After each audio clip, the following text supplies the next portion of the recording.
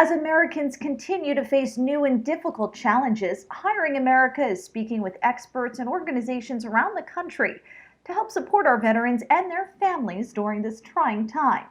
This week, we're speaking with Steve Borden, Associate Vice President for Military at National University. Thank you so much, Steve, for joining us today. Oh, thanks for having me. For many veterans, transitioning from military service to non military employment can be difficult. What has your own personal experience taught you about the challenges veterans face? I've had the privilege of working in this space with veterans in higher education for a little over 8 years now. And I think that there's probably a couple things that contribute to it. One of them is that they're overwhelmed by the large number of choices, the large freedom that they have. You certainly don't have that many choices when you go into the military. So one of the things that makes it easier for veterans is if they can start making things simpler. And I'll use just a quick example of what I'm talking about. The Transition Assistance Program out of the military leads people to three different transition tracks: entrepreneurship, direct employment, or education. I like talking with veterans and explaining to them that really there's only two choices. You can work for yourself or you can work for someone else. Then you lead to the next question. Education can be part of either one of those two choices. Am I ready to start my own business? Am I ready to start my own nonprofit? Or do I need to learn some things about that? Am I ready to go to work in the career field that I want to transition to out of the military? And if not, then what program of study, what sort of degree do I need and help in that transition? And so by getting to kind of just reframe those questions a little bit, you can really take a lot of the complexity out of it. Sometimes you can't answer question number 5 until you answer 1 through 4. What are some of the misconceptions that both service members and civilians might have about transitioning veterans? There's these two prevailing narratives about military transition and veterans in our society today. They're either heroes or they're homeless. You have this misconception that, oh, I'm so sorry that you served in the military. You must be dealing with some real transition issues. You must be a broken individual. I will admit that transition out of the military is hard, and we oftentimes do encounter veterans who are struggling with that transition, but they are in no way, shape, or form broken individuals. But neither are they heroes. The reality is that 85% of veterans, maybe 90% of veterans, don't fit either of those two molds. But the real issue they're dealing with is a cultural transition issue. I like sharing the story of a student veteran that contacted me from study abroad. He says, I'm a foreigner here and I feel like a foreigner, but that's okay because I am one. I shouldn't feel like a foreigner when I'm on the home campus. At that point, it was Arizona was where I was working. And that to me was very revealing. We were reminded that we're not at home when we're traveling abroad because the language is different, the social customs and norms, how we interact with people are different. And I'll tell you, when you get out of the military, the dress is different, the social customs and norms are different, the food is different, the language is different. And so you have this resonance that goes on in the lives of a lot of veterans.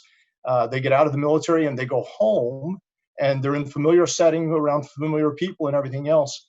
But at the same time, there's this thing going on inside them that makes them feel like they're not at home.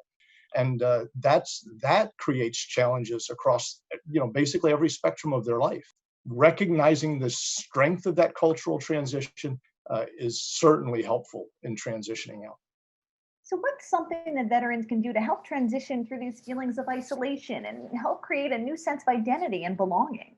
Yes, identity and belonging, and that too is tied directly back to culture, right? I mean, so many of our military members left high school; they go directly in the military, and their entire adult life is spent identifying as a soldier or a Marine or a sailor or an airman.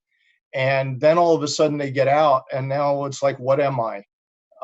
And so, first of all, transitioning out of that mindset and recognizing that you're a veteran, you served, you can be proud of that service, and a veteran status can be part of your identity, but you have to find a new one.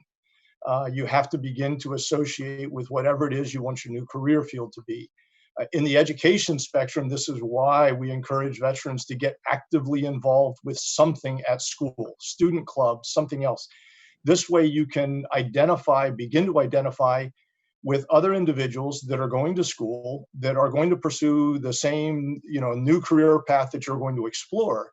And you can start to identify as an engineer, or as a teacher, or as, whatever it is that you're going to be going into. And so it's just a powerful part of the struggle, but it's something that can really create a win as soon as someone starts to identify as whatever the new them is going to be. It's exciting.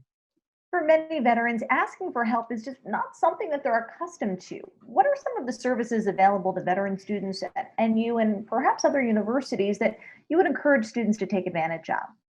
The Veteran Center is probably one of the best places for a veteran to connect in this struggle and learning how to ask for help. First of all, if a veteran is going to feel comfortable asking for help or asking questions that maybe reveal some of the things that they are discovering they don't know, the Veteran Center is a safe place to do that. And so having conversations there, again, can be very instrumental in helping bridge that identity gap. I'm identifying here with other students that are going through this same challenging phase of life that I'm going through right now.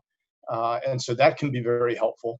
Then the other thing that they can learn through the Veteran Center is that teamwork is just as important outside of the military as it is inside the military.